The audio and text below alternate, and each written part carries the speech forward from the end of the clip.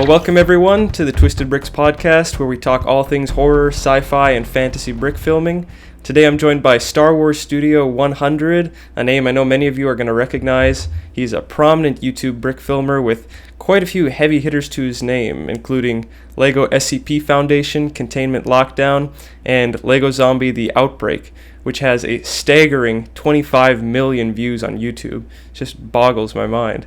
You don't see that with brick films too often. So with that, Star Wars Studio, would you mind telling us a little bit about yourself and kind of how your brick filming journey unfolded, I guess, or began in the first place?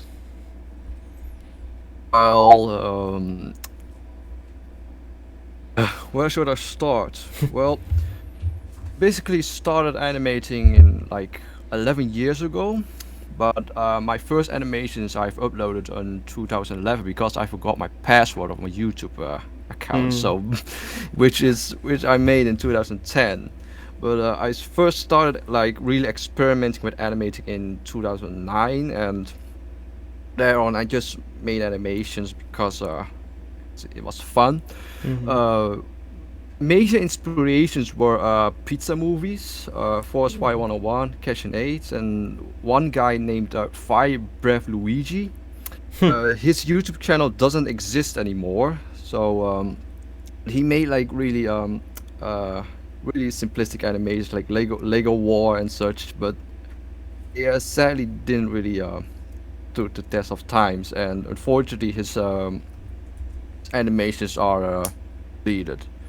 Another inspiration I took was the random acts of Lego nests by What the Heck Studios. I forgot his YouTube name, but that was what he used to go by. But his animations were also like pretty simplistic, but also didn't really stood the test of time. But they were really really funny to watch. Yeah, well, it's funny, thinking about those old videos that inspired us. I'm not sure how old you were when you first started, but I know when I was probably in middle school, I started discovering all these different animations, and sometimes I'm not sure. There's one that's like locked way back in my memory, and I can't remember the name. I don't know if it's the Lego War one. It was one of those that had like 5 parts, and it was really more just like live action puppetry than stop motion, but it was this elaborate plot with ridiculous characters like Yoda and like Star Wars characters and action figures. I think it was like a war of action figures against Legos, and I absolutely loved it when I was younger. I thought it was the funniest thing ever, and the humor and the dialogue, and of course, more animated brick films like Keshin and Forest Fire were also huge inspirations, I think, to so many of us who started, kind of started in the early days of the YouTube era. But yeah, it's kind of crazy to think about. Yeah, yes, indeed.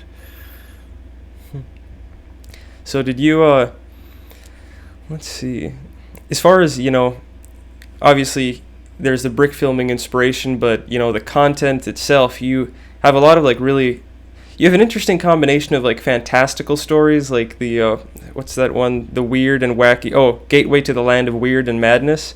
By the way, is that kind of an homage to the Magic Portal? Actually, yes, it's an homage to various media, but yes, the Magic Portal is also is one of the major homages. The portal itself is also loosely based on the design on the Magic Portal, but unfortunately it doesn't shine rainbows. So it's basically all black. That's all right. Yeah, when I saw that, I instantly thought, oh, this is definitely a Magic Portal shout out going on here. But you have a lot of some of that like kind of wacky and funny stuff, including I gotta say I enjoyed the Naked Firefighter series. Oh yeah. That basically started out as a calendar for a fact. I had heard the yes woo nice thing.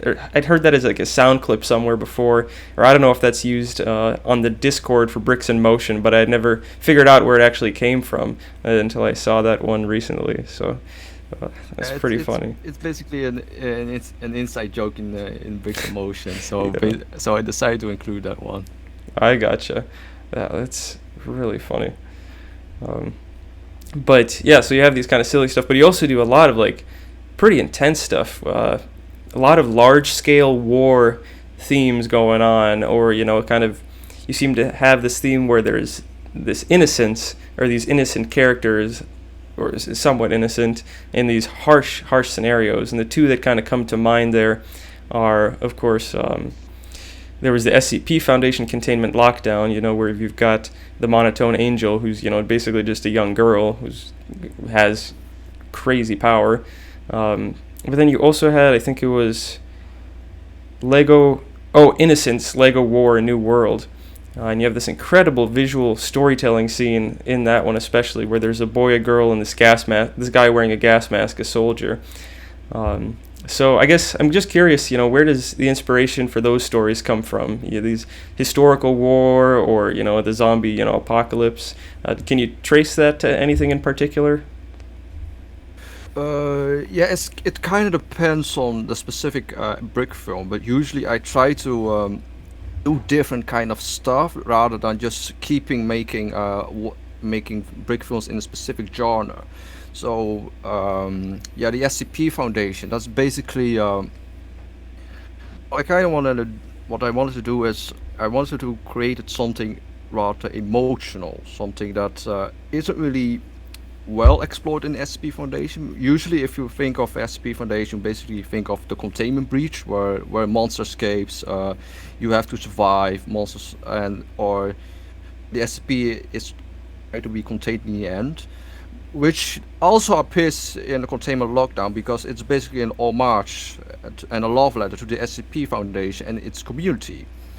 So you basically see those elements back, but I also wanted to try to do something different, and I also wanted to depict the SCP Foundation as not really antagonistic, but somewhat of a necessary evil. Uh, what they always say is they are cold but not cruel, and and the SCP brick film also depicts that the protagonist doesn't always get what he or she wants. As you said yourself, the monotone angel has crazy amounts of power, and the SCP Foundation's objective is to research her, and also to keep the world safe from her.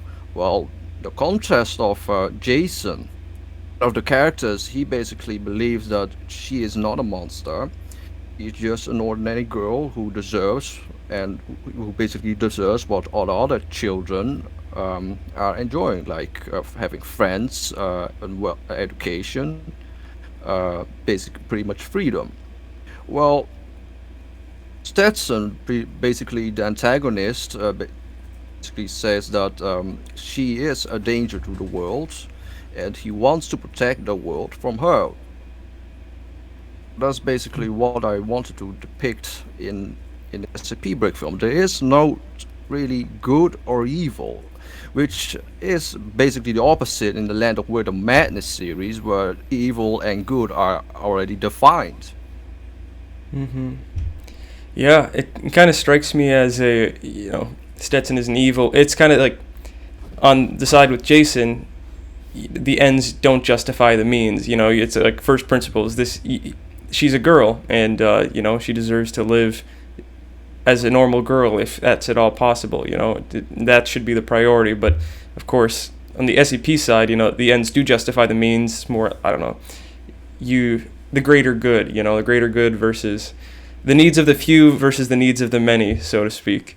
And I think that's a great way to set up an antagonist instead of just pure evil, which is still a lot of fun in the right setting and in the right story, but where you can kind of see where both sides are coming from. And I will say, it was very clear that this was as you said, a love letter to the SCP community. I have not explored the SCP universe nearly as much as I'd like to. There's a lot of info there and a lot to read, but it was clear how much detail you had packed into it all. I would say hundreds of references to what seemed like very specific SCP lore, and I recognize some of the big ones, like the Cure. What SCP is that again? Who's always like talking about the Cure? It's the Plague Doctor, but I kind of forgot his designation. That's fair. There's a lot of designations. Wait, let me look it up real quick.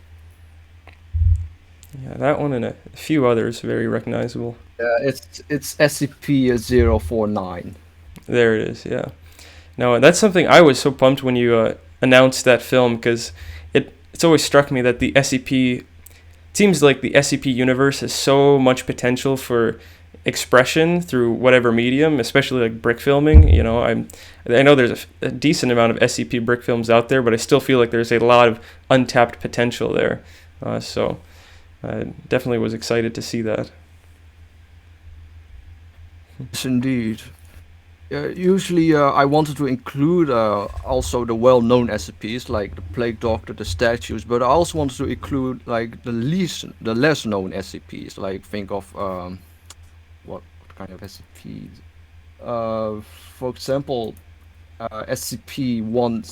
SCP-166, for example, it's not really tall compared to the big ones out there, but she got like second screen time. Mm, Also, the Scarlet King got a mention, which is also more well known. yeah. Also, and the janitor from one of Forlorn Creatures animations also Oh, makes an appearance. yeah. So And I never actually connected that's the same design as the janitor of the janitor, the janitor. That's also, funny. a ve- and also there are also various references from various SCP creators as well. The Volgan, for example, he basically voiced the Plague Doctor in the animation, Mm. and as well as the Mask. What the hell is this? Hmm. The, yeah, SCP-035.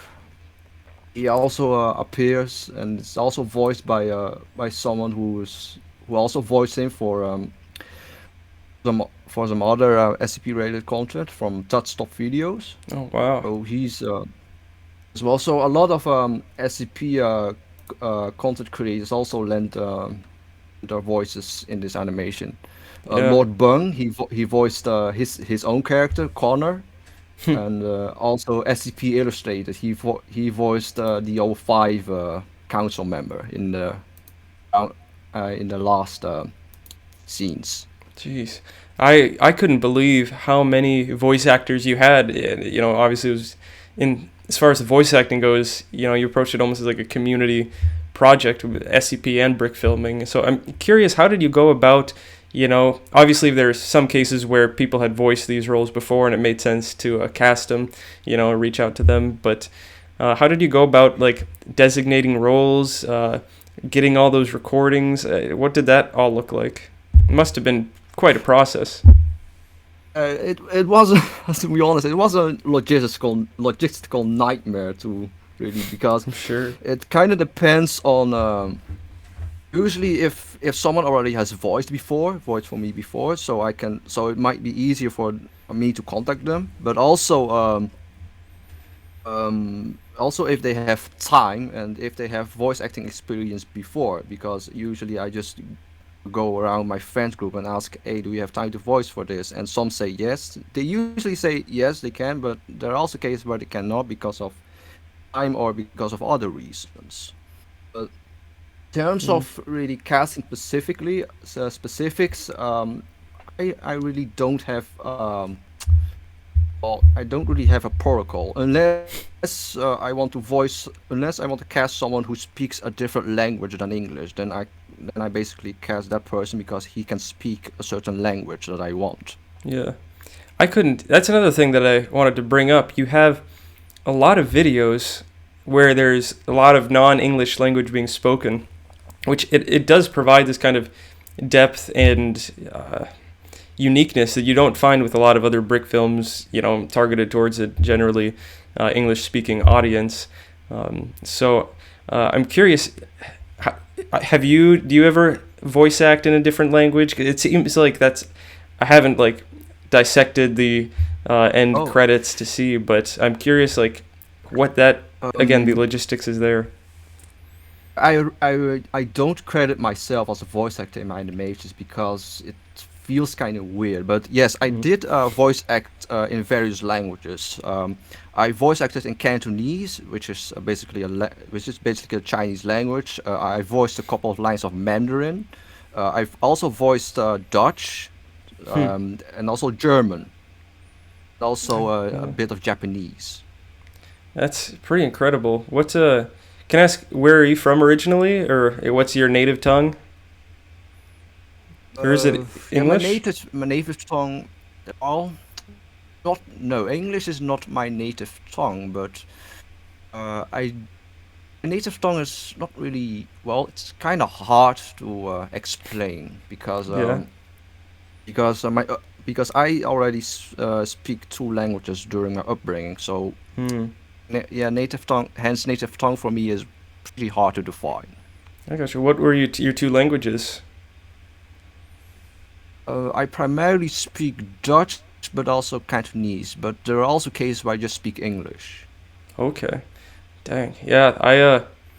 It's really interesting to me that you have all these languages, and I was going to ask, if you had some kind of special connection to either like Asian countries in general. You have these um, videos, several videos about the Second Sino-Japanese War. You have like Cantonese in your videos, and you obviously have this kind of a keen eye for historical accuracy. You have these long descriptions in the YouTube videos about either the equipment or the what they're wearing, and sometimes you have like close-ups of like the right patches and this stuff. And I'm just curious, you have this kind of historical passion. I just wanted to ask about that. Where does that come from, or where did that connection start? Well, because of my origins, for the most part, but also because not many people they talk about these conflicts. Usually, if you think of the Second World War, you usually think of the U.S. contribution to Europe, to Western Europe, but and also the Soviet Union and the Patriotic War. But in terms of the war with China and Japan, which is rarely talked about from a from a Western standpoint, if you think of uh, actually China's contribution to the war, you often think of the Flying Tigers, um, Mm-hmm.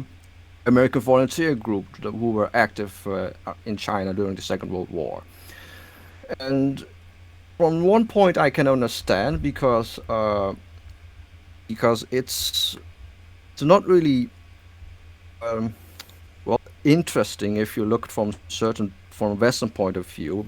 I mean, if you go to China, and I highly doubt they're gonna teach you about U.S. history or the American Civil War, and I think it kind of goes the same with in a Western perspective.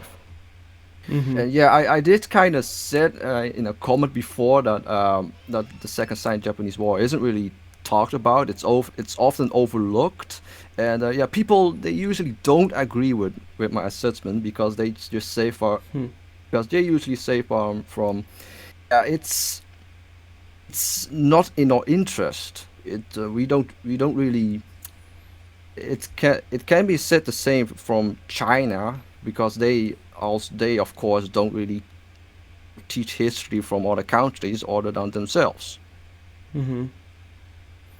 Yeah, it's really fascinating, and I think it's really uh, I don't want to say fun to see, but it is kind of fun to see when creators they they seek to tell these kind of underserved stories, or maybe stories that aren't as common. It's definitely a breath of fresh air, when you see all these just what do they call them, um, IP films, or the Avengers or Spider-Man, Batman, all this stuff, kind of rehashed over and over again.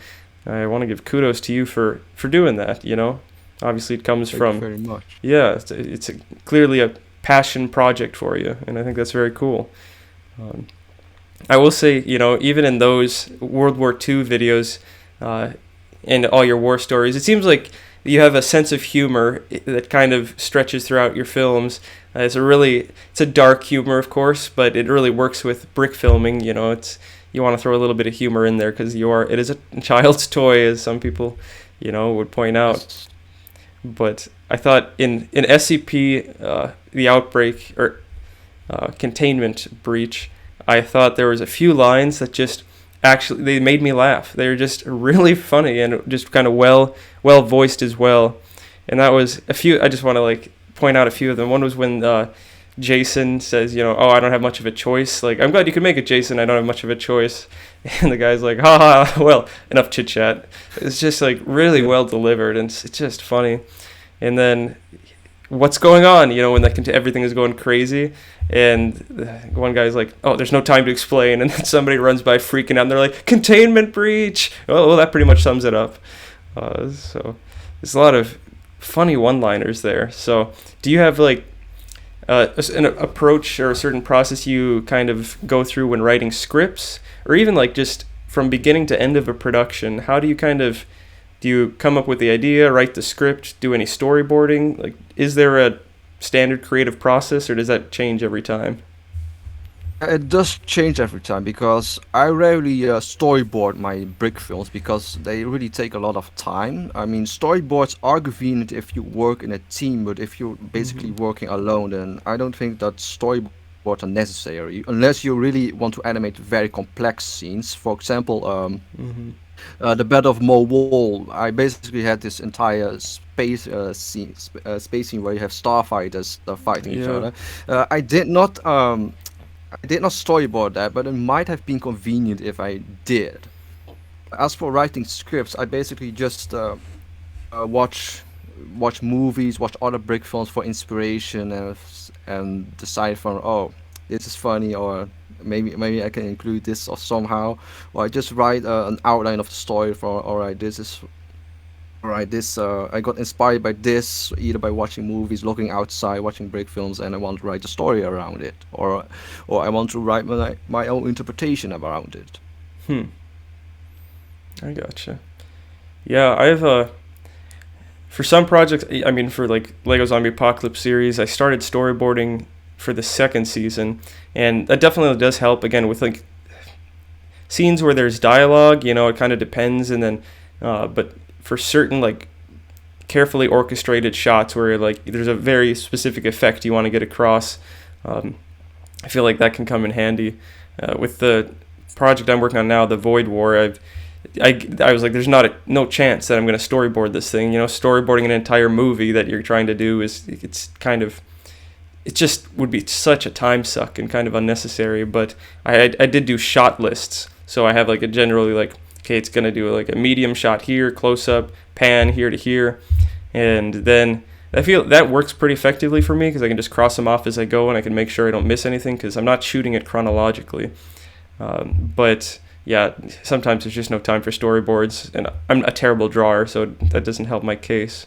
But do you typically shoot your films chronologically, or do you kind of shoot scenes here and then here and then here, or I guess or maybe that varies with every film as well.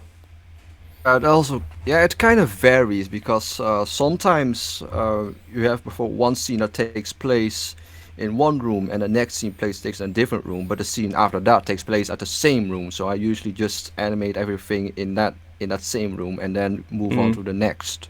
So Yeah. that's kind of what I. So in this scenario, I basically just put everything on one set and then move on to the next. But there are also like scenes where I just want to take these scenes first because they're extremely difficult to do or extremely time Hmm. consuming. So for example, all the green screen shots, I basically do those first because they're the most time consuming. And there are also scenes where I basically have to keep rebuilding sets. So those are also time consuming. So I also do those pretty much first, but it kind Hmm. of depends. Yeah, absolutely. I I right now I'm doing a shot that takes place in this like bit large generator room, and it gets exhausting because I that's a great strategy, and it's one you almost have to do with brick filming because you have a limited amount of bricks, and if you're trying to shoot scenes with larger sets, you're gonna have to recycle some pieces. So recycle those sets entirely. So doing like all the scenes in one set at a time is really the way to go in my opinion. but if you have to. But with this scene I'm shooting right now, I have to like move the set from one angle to the next, and I know it would save me time if I like shot all the scenes that take place from this angle and then switched, but that's not very practical because things happen, things like break or get shot at in the set, people do things, and having to, if you were to do that, it would just be a nightmare. So instead I have to like move it, rebuild it, take out a wall, set up the camera, move it again, rebuild it, take out, and it does get tiresome, but it just goes out to the importance of like, I think building sets that are flexible or, modular even, where you can separate it into pieces easily. Yes, indeed. I saw it looked like are you working on a Lego Outbreak fourth episode? Actually, yes, I'm still working on that one, and that one is really a hard chunk to take because that's taking me a year already to pretty much animate it. But it's also because of my personal life currently. Mm. Yeah, it's tough being a hobbyist, with and Yeah. having to, I guess, I don't know what you do outside of brick filming, but my day job takes up so much time, and then I don't even have kids, and I feel like I have so little time to brick film. But it's just a matter of, I guess, setting aside the time. But that is one of those things that brick films just they're slow cookers for the most part to get those out. Yes, indeed. I asked for Outbreak 4. It's projected to be roughly an hour long, so Mm-hmm. it's going to be another long animation. Jeez, how long have you been working on that now? You said is it about a year now? Yeah, it's about a year because I've asked the main voice actors pretty much to record the lines. And that was like a year ago, and I'm still asking voice actors to do like some smaller lines because I'm also like updating the script by adding new stuff, which is something that I don't recommend to do. Yeah, fair enough. Have you started animating yet, or is it still just kind of Yeah, gathering I'm you are? yeah, I'm already starting animating. I also have a couple of scenes fully animated, but that's like as of recording this, it's like and less than 10% is actually fully animated, and only a few scenes have been fully edited. But that's because to give the composer some Mm, visuals. I gotcha. How long have you been? You've? I noticed you use like Kevin MacLeod in a few of your older videos. Have you had used a composer in any of your more recent ones, or is this the first time? Y- The SCP animation was the first time that I actually commissioned a composer, and that was also one of the reasons is because this composer also worked on some SCP projects as well. So Oh that wow, was one of the reasons. yeah, man, that was yeah. You really got involved with the SCP community on that one. That's pretty Yes. crazy. That's one thing I've noticed about you. Just whether on Discord or YouTube, you're very much I would say a community cultivator. I see your encouraging comments on pretty much every brick film I've ever watched. I think, but and then in the Discord, you're very active as well. So I got to tip my hat to you there for just that's something I'm always trying to get better at is just kind of being a part of that brick filming community, but sometimes I think I get too focused on just making the films themselves and also then like living outside. Yes, I mean, I can't blame you. Like animation does take a lot of time, but on the other hand, community so does community involvement. I do Yeah. try to encourage fellow animators to basically keep animating and do better. And that's what basically one of my core values is to encourage other animators and to help other animators when to need them. That's also why I'm also willing to voice act for people if people just ask. But there are Mhm. also cases where I just say from sorry I can't because I don't have time. Mhm. So but I'm always open to voice act for other animators, and that's basically one way to contribute to the community somehow. Yeah. Yeah. No, I love kind of seeing just where the brick filming community is going, because there is this incredible sense of community, and I myself have honestly never participated in like THAC or Brawl, but I would like to someday. It's just I have this issue where I keep starting these long-term projects, and then I feel like any time I take away from that is no good. But I do love that. I love that there's being a concentrated effort to build a community, but also kind of maintain the history of the brick filming communities over time. I don't know. Did you watch that recent video about the brick filming iceberg explained? Oh yeah, that really yeah, those last layers were really something surprising. Yeah, the last one especially. That was Yeah. pretty wild. Yeah, Uh, yeah, I already knew about the last layer, but I yeah. didn't really knew the full context. I knew that I knew that, but I also assumed that it was like a joke. But but once I knew the context, I kind of wished that it was a joke. You're right. Yeah, it was just crazy. Classic internet moments, I guess. Yeah.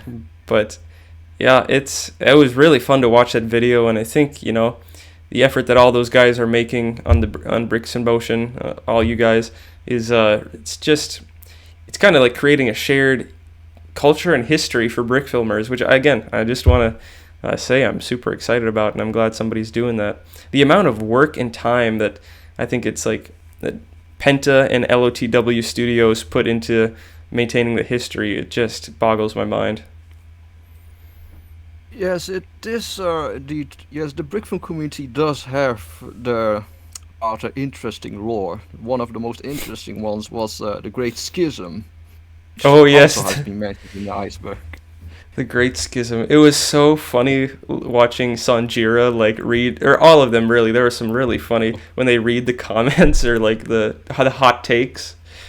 But yeah, it's a quite an interesting history. Well, on another note, I did want to say with SCP, your SCP video, I couldn't like the effects were very good, and especially the closing credit scene was crazy well done. I mean, a lot of people don't put that kind of work into the closing credits.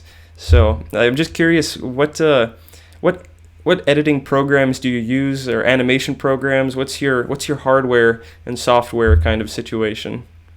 I'm basically using Sony Vegas for the most part. Also After Effects, but that's usually for really heavy editing, so like green screens and such. I use Audacity as audio recording program. Mm. I don't use any frame capture software, so not Dragon Frame or Monkey Jam or something like that. Because my laptop is currently at death's door, so Hmm. I'm waiting to get Dragon Frame once I got a new laptop. So I'm Hmm. basically shooting blind for the past 11 years. Wow, you're a those what a veteran. That's pretty intense, dude. Shooting blind for 11 years. Yes. When you But you go basically ahead. also notice that because for the past 11 years my animations do have the same problems, and that's because I shoot blind. Yeah. Wow. I can't. Once you go to Dragon Frame, I'm telling you, there's no going back. Like it's just such a game changer when you can, just toggle between frames. You don't have to touch the camera. I was I was shooting blind until probably episode 3 of season 2 of my Lego Zombie Apocalypse series, and uh, yeah, it changes everything. So I I encourage you to get Dragon Frame as soon as possible, because it is well worth the money. Yeah, because everyone basically recommends me to use it. Yeah. Oh, I'm sure. Yeah, you've heard that a lot. Um, but I had no idea you were shooting blind. That's it's hardcore. Yeah, and imagine that for 11 years. Like, Yeah. I also want a Dragon Frame, but also when I got some new hardware too, because well, because if I get Dragon Frame and my laptop like dies after 2 months, then it's kind of waste of licensing. Mm. Fair enough. Fair enough. Yeah, you want a good laptop. That's a good investment to have if you're getting the Dragon Frame as well.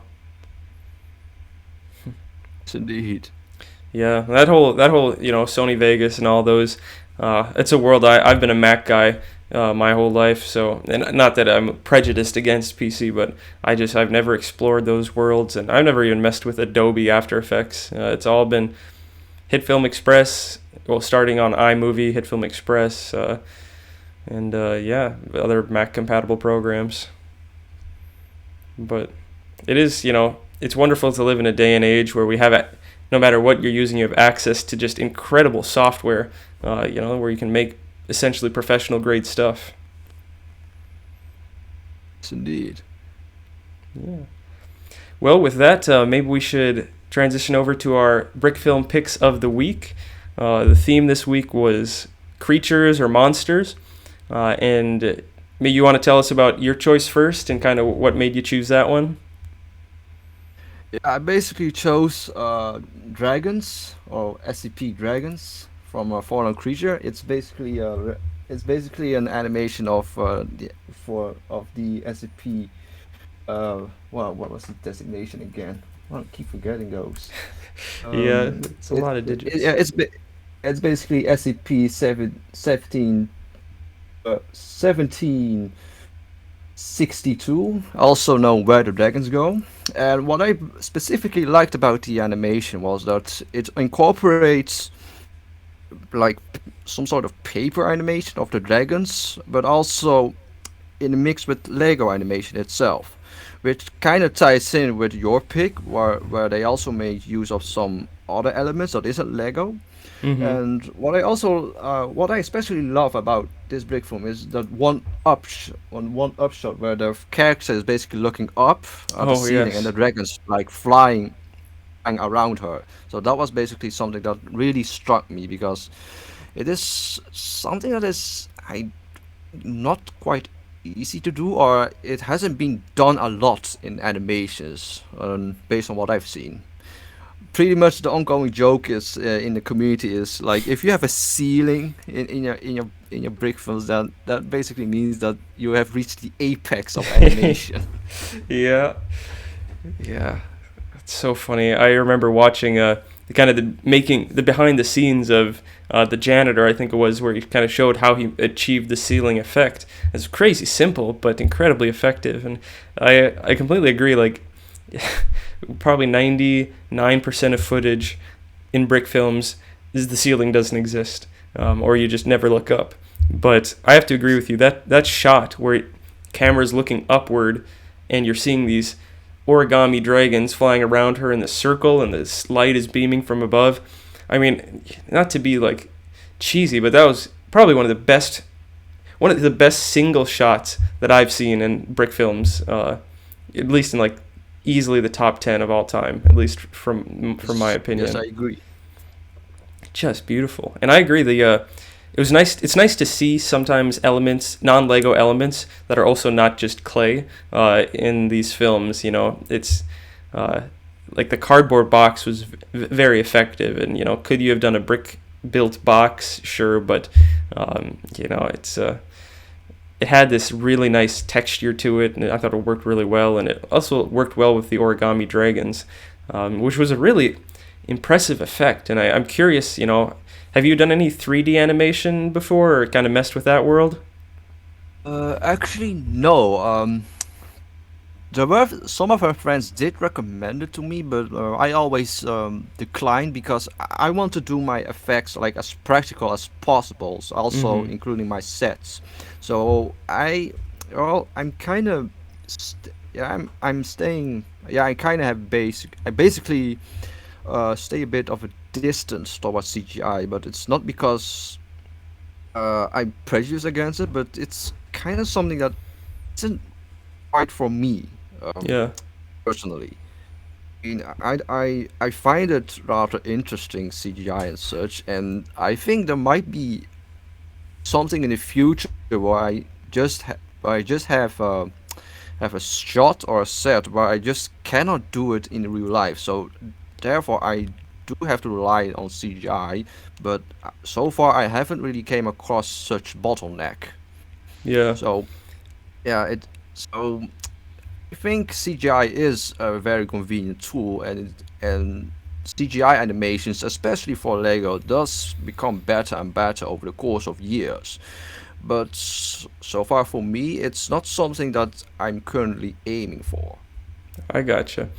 Yeah, But I do it's love to see it from other people, so it's not like that I hate CGI or CGI brick films, but it's something not for me. But I do love it when people their hearts out with these projects. yeah, I agree. You know, it's one of those effects that when it's done poorly, it's just, you know, it looks so silly. But when it's done very well, like in the Dragons, it's just really enjoyable. Even though that wasn't any even like Lego CGI or brick built CGI, it was you know, paper. Still looked very good. But that was when I, you know, was working on my show. The I came to a point where I had these shots I wanted to do with like certain scenery in the background, and you know, you can always do forced perspective or green screen or what have you, but I really wanted like to have some like brick built prairie or plains, or a like this kind of there's one scene where they're in this like robot's mind basically, and there's all these Lego computers against the walls, and these are things that I didn't have the pieces to do. I didn't really have the scale to do it, but with, you know, it was a nice introduction to CGI, because all I had to do is build a CGI set and, you know, kind of create an image out of it. So that was a nice start. But there are different levels, and it gets so complicated. But you know, I have full respect for like pursuing the practical route, because it does, you know, just like in real movies. You know, you look at movies like The Thing, where it's a horror movie from the 80s, but it's aged pretty dang well because they didn't try any CGI. It's all like clay animation, which is it actually looks really good, or stop motion animation. They pulled it off very well. So sometimes just the practical effects, they just look better, you know. Yes, indeed. But on the other hand, CGI does also look good, but practical is always, for me, always the better way to go. If you also Hmm. see a bunch of like Rogue One, before, for example, they basically also used set models as well. So and as well as the classic Star Wars animation, Star Wars no, I mean Star Wars movies, where they basically used a lot of practical effects. Yeah. Well, and same with, you look at Lord of the Rings, the amount of like miniature sets they used versus just CGI constructs. You know, they used tons of those. Obviously, miniatures on a very large scale, but looks incredible. So, and also saves you time in post production, which is always a good thing. Yes, indeed. Yeah. Yeah, a few other comments. You know, with the dragons, it's a very short and sweet brick film, but obviously very masterful in every element, from the framing of the shots to the cinematography to the lighting, but also like the smallest details. Like there's this grime that's on the floor tiles. That's just, you know, it's just this little level of detail that, you know, you took the time to add. It looks really good, and also the clock. The clock is ticking, and you can see, you know, the long hand moving, which was, you know, just really impressive, especially for I think it was that was a brawl entry, yeah. So squeezed in a lot of detail in a very short film. Yes, indeed. It was short but sweet. Short, yeah, yeah. Well, with that, we can, you know, bring up the other pick. So I picked, and this is a kind of funny creator. So the video is called "The Monster of Lego Forest." It's by a creator called ADSD Vids and Stop Motion, and their channel is pretty interesting because there's very little stop motion on it, but there seems to be a lot of, especially recently, like Thomas the Train meme videos. So it's I check him out because it's kind of fun to look at. But as far as the video goes, I love the monster. It gives you very gave me. Are you familiar with creepypasta? Yeah, actually, yes, I am. Yeah, it gave me creepypasta vibes, and if you guys don't know what that is, I'd highly recommend checking it out. I haven't read any of them for a long time, but they're just like these super scary fan-told stories. But, you know, kind of reminding me of Slender Man, or just Siren Head even. The monster is just this... Oh, I won't explain it. You guys should just watch the video. But a lot of neat little tricks in that video, too. The flashlight effect, natural elements like we were talking about, where he uses like actual sticks for trees. and I thought it was a really fun story, spooky build up, and good effects like when the hand breaks through the glass, And you have a few of those in your SCP video, but where the glass just cracks. And I have not. That's a realm I haven't touched, like working with glass or water. And in this video, he uses glass and water, like some kind of gel. I don't know what the effect is there, but yeah. I don't know. What were your thoughts on the film? Well, yeah, I actually find it a rather interesting film, especially as you mentioned before, the light, the flashlight effect, and also uses of practical trees to make it like very natural, but also unnatural at the same time. Mm-hmm. Also, the uses of like real life pictures on the clipboard wall. Mm-hmm. That was also a pretty nice touch. The animation itself does remind me of a game. I forgot which game, but it was about a park ranger who pretty much locked himself up in some giant park ranger tower, and where he just have to help a guy escape from whatever is hunting him down. Hmm. Kind of forget I forgot the name of that game, but it kind of reminds me of that one. Yeah. It almost. What's that game where you're trying to like escape this? It's like a mental institution where everything has gone demonic. I think that was Outlast. Do you know? Outlast. Yeah. Yep. Yeah. That's the one. Oh. Yeah. Kind of. Just where I just like the flashlight and having, and that's so well done. And I had a video recently, like the one I'm working on now. There's a few scenes that would look really good with like flashlights, but it's a hard effect to pull off because whatever the light source is, you're gonna have to do something with the wire that's connected to it. You're gonna have to be very creative in hiding it or hide it in post production, and that can be just exhausting to even think about. Yes, indeed. And yeah, if you're also not careful, those wires they can snap. Yeah. Oh yeah. So and you use a lot of really creative lighting, and on your Instagram too. You're very prominent on Instagram. You obviously take time to set up some pretty like cinematic shots and dioramas. One that I wanted to call attention to specifically was in Lego World War II, the Second Sino-Japanese War, Daybreak. You have this incredible opening shot where there's I think it's the captain, or I'm gonna get the rank wrong, but this Yeah. military leader who's standing in this hole that's been like blown open in the building, and he's looking out at the city with these crumbling skyscrapers, and it's just lit in this way that's just incredible. So, I don't know, what is your lighting setup or hardware? Do you use brick stuff lights or something else? Uh, yes, I do use brick stuff lights, but I also use like other lights, but usually just flashlights. For that shot, I basically use brick stuff lights, and I place them like under the hole, and face them upwards. So Mm, that's pretty much how you got that effect where the lights just beaming upwards. yeah, yeah. It looks very good. Um, and there's in the SCP video too, you have these, for a lot of the hallway shots, it's just pretty standard lighting, but then you have these moments where everything changes or goes wild, and you have this great shot of I don't know what SCP this is, but it's the pumpkin-headed rave scene, where That's actually an SCP because it is. some SCPs in the animation are made up, but there are also ones that are actually SCPs. So Okay. So is that that just what is that SCP? Is it a long explanation, or is it just like a pumpkin-headed brave guy? I guess I don't. What is that?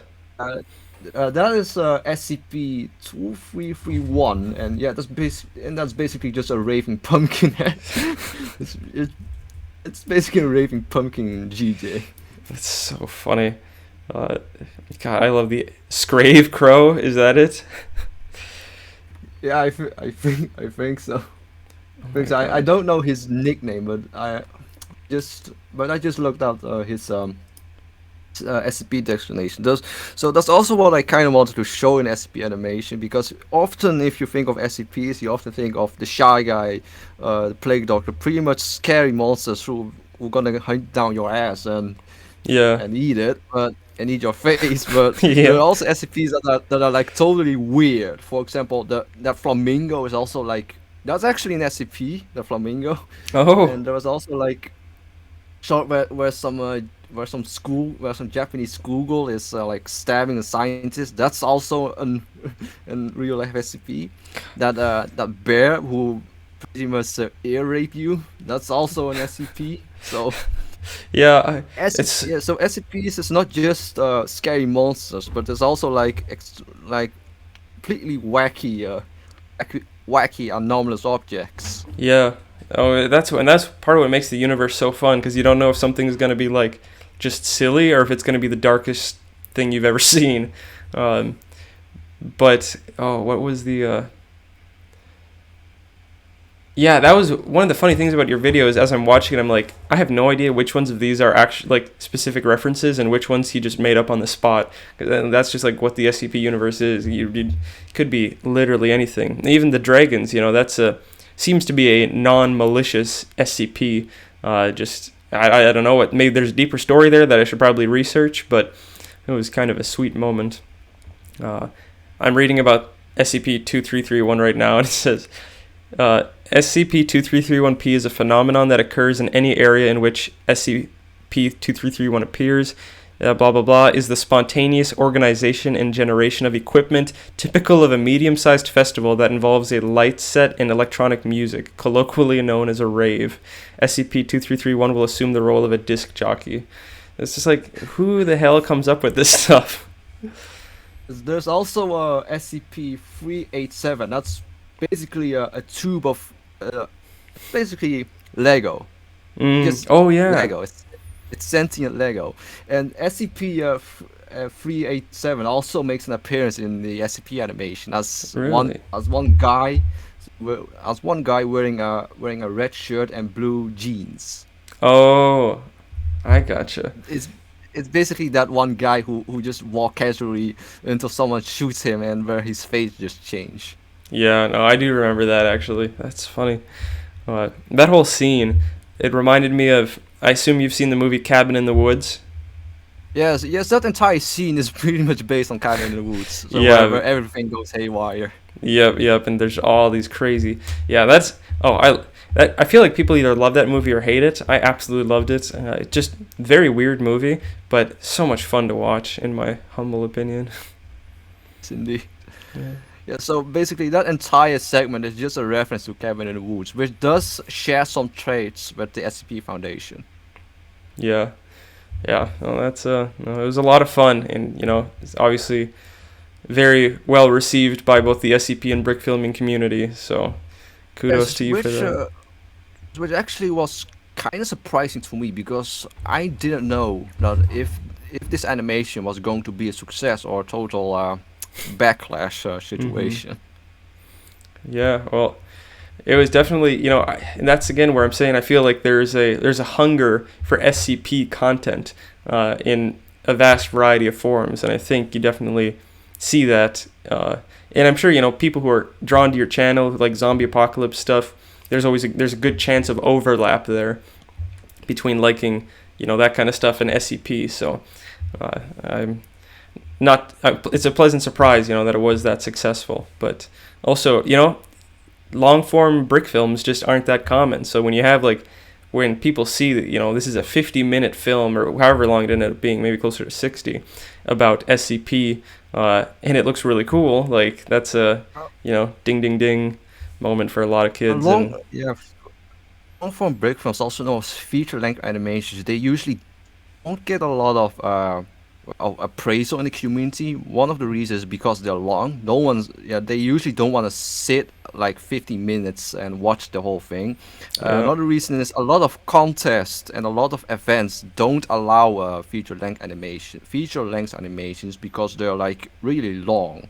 So Hmm. that also makes judging them extremely hard. Like I remember Brick Film world, they don't allow like long animations unless you're really good. Mm-hmm.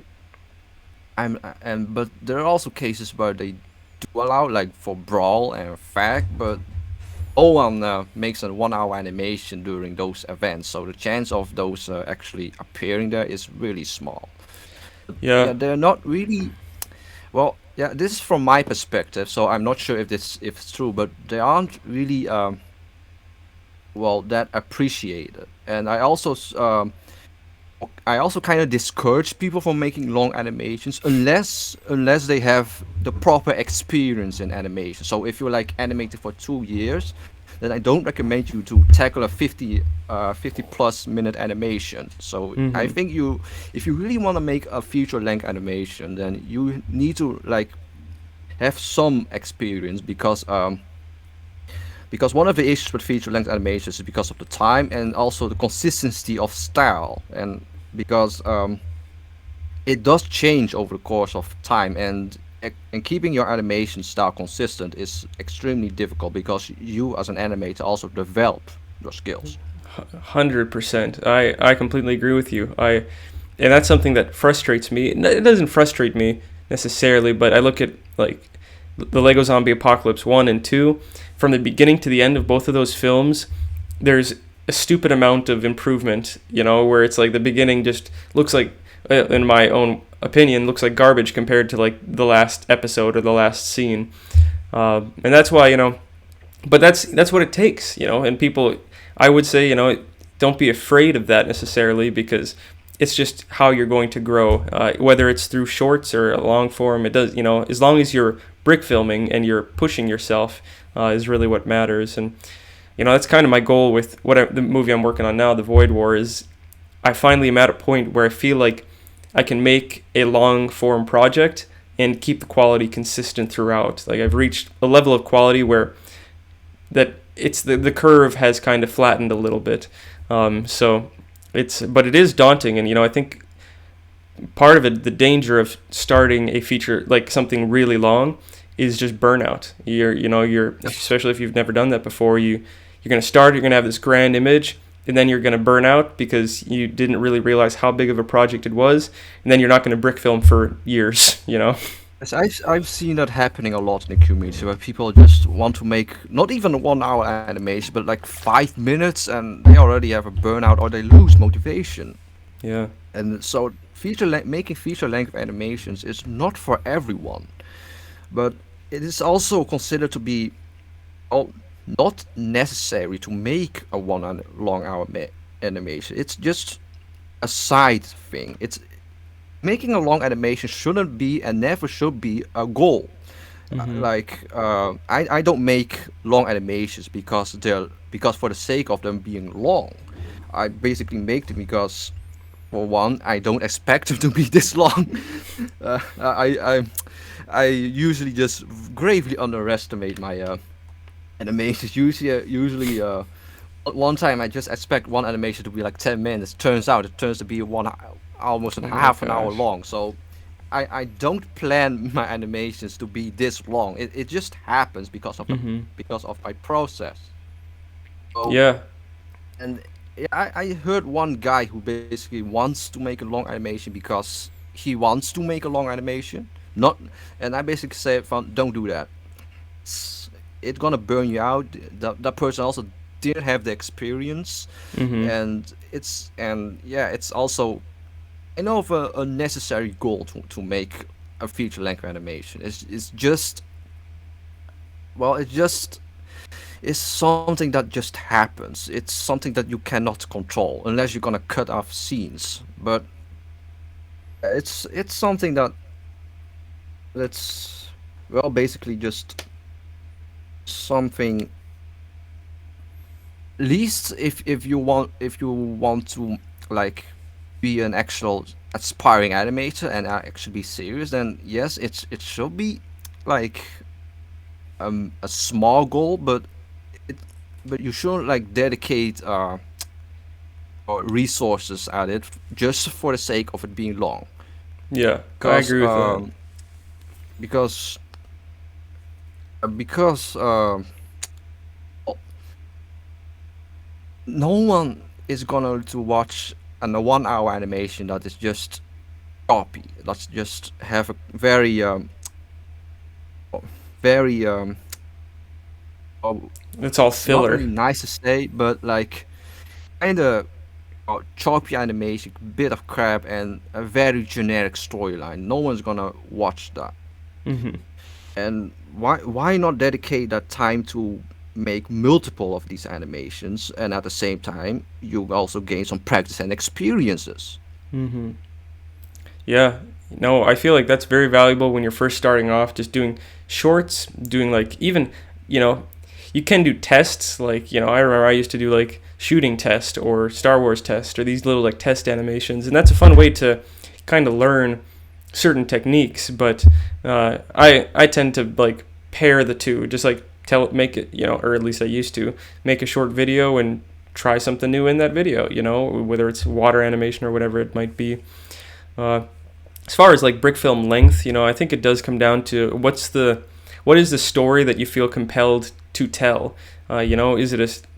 Is it are you trying to evoke some kind of mood or idea that can be demonstrated with a short film, or do you have a vision for some kind of epic that needs to be expressed? But as you said, if you're wandering into this territory without much experience, tread carefully because the burnout is very real, and it's very easy to bite off more than you can chew.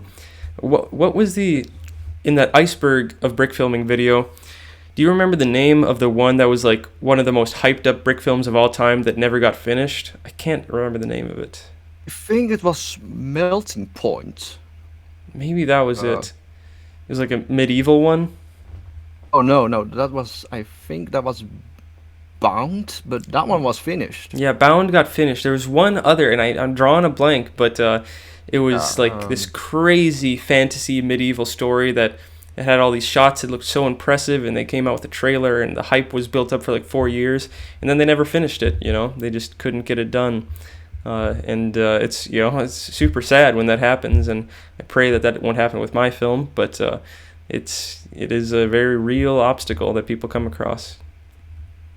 indeed. Also, short animations can also tell a pretty deep story. I mean, one of mine animations, like Lego War: A Hero Struggles, is like Hmm.